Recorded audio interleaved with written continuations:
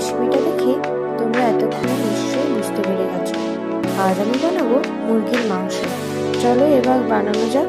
মুরগির মাংস বানানোর জন্য আমি এখানে নিয়েছি ডুমো করে কেটে রাখা আলু, পেঁয়াজ কুচি, টমেটো কুচি, কাঁচা লঙ্কা, রসুন বাটা, আদা বাটা, হলুদ, নুন ও তেল। একটি কড়াইতে অল্প পরিমাণে তেল দিয়ে ডুমো করে কেটে রাখা আলুগুলি হালকা লাল লাল করে ভেজে নিতে হবে। সেই পরিমাণ তেলে অল্প পরিমাণে চিনি দিয়ে দিতে হবে। চিনিটি লাল হয়ে এলে তার উপরে পেঁয়াজ কুচি, একে একে টমেটো কুচি, কাঁচা লঙ্কা, অল্প নুন দিয়ে দিতে হবে যাতে টমেটো ও পেঁয়াজটা তাড়াতাড়ি গলে যায়।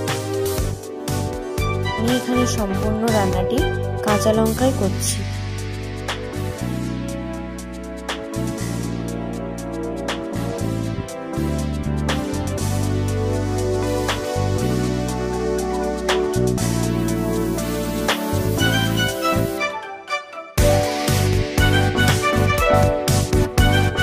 পেঁয়াজটি হালকা হালকা ভাজা হয়ে গেলে পরিমাণ মতো রসুন বাটা দিয়ে দিতে হবে।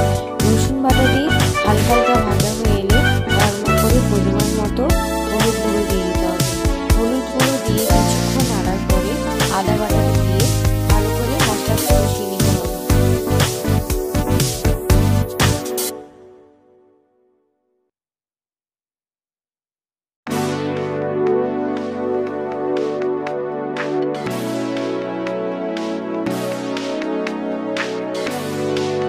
মশলাটি ভালো করে কষিয়ে নেওয়া হলে অল্প পরিমাণে জল দিয়ে দিতে হবে।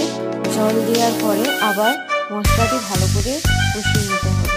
মশলাটি ভালো করে কষিয়ে নেওয়া হলে তার উপরে ধুয়ে রাখা মাংসটি দিয়ে পরিমাণ মতো নুন দিয়ে ভালো করে নেড়ে নেব। এখন আমি লাল লাল করে ভেজে রাখা আলুগুলি মাংসের উপরে দিয়ে দেবো। ভিডিওটি ভালো লাগলে অবশ্যই লাইক, কমেন্ট, শেয়ার এবং সাবস্ক্রাইব